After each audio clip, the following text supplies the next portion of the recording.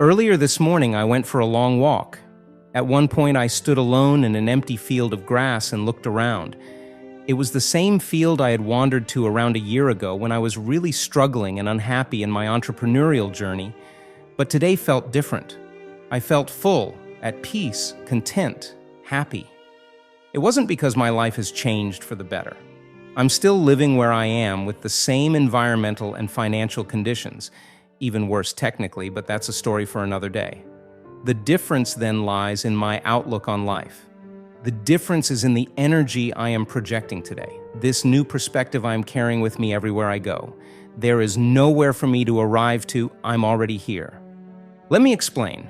We've been wired to believe that success is a measure of speed, that success is somewhere we must arrive to, that achievement is found in the hustle and grind, that there's always more action to take, more targets to hit, and all this kind of thinking has left us running around feeling empty, chasing new goals, and constantly raising the bar of what it means to make it.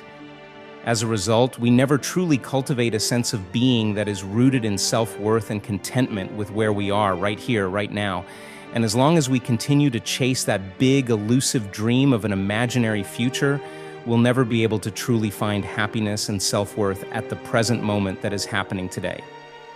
So here's what I want you to realize. Your happiness and well-being have nothing to do with how well you think you're doing, how far into the journey you've crossed, or what's coming next. Your happiness and well-being have everything to do with how present, accepting, and content you are with all that is. You are already here. Believe it, feel it, embrace it. All that you wish for is already found within you. All you have to do then is simply enjoy the process of creating the reality that you wish to see manifest. That's it. Enjoy the journey, one day at a time. As you write, you are becoming a writer. As you build your company, you are becoming an entrepreneur. As you sow, you are weaving the very fabric through which you shall reap. It is in the process that we grow and expand and mold our identity.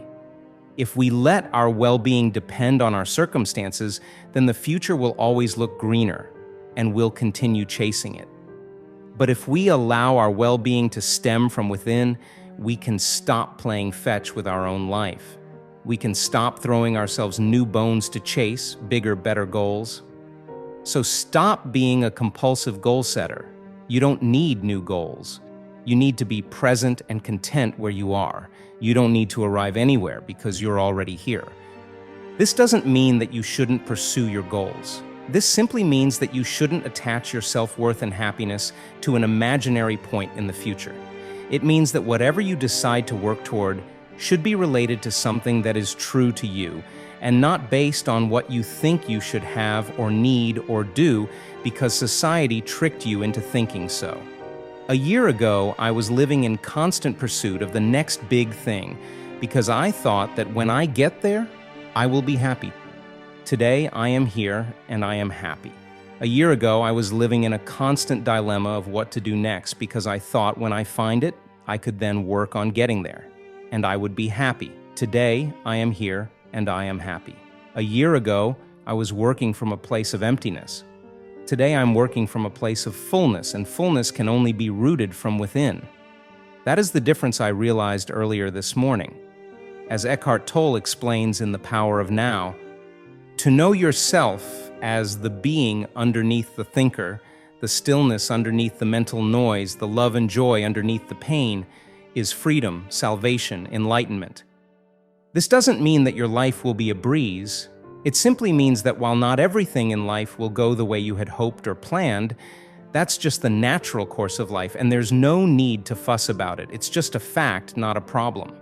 When you start living from an internal state of fullness, the pull of external fulfillment loses its grip on you. You'll start living from the inside out rather than the outside in. You'll realize that it doesn't take very much to make the deepest part of you incredibly happy. All it takes is to be here, to appreciate, to reconnect with what's around you, to accept and enjoy the journey of creation.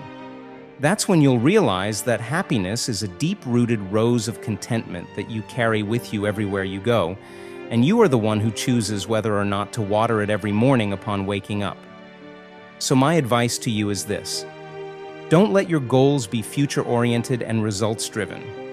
Let your goals be present-oriented and process-driven. Let your goals shed light on the journey, not the destination. Let your goals be aligned with your intention. They are there to remind you of where it is you are taking your life. They are rooted in what you want, not what everyone else thinks you should have. They are born out of your soul. And as Rumi once wrote, when you do things from your soul, you feel a river moving in you, a joy. So stop complicating your life, stop raising the bar, and stop chasing new shiny goals.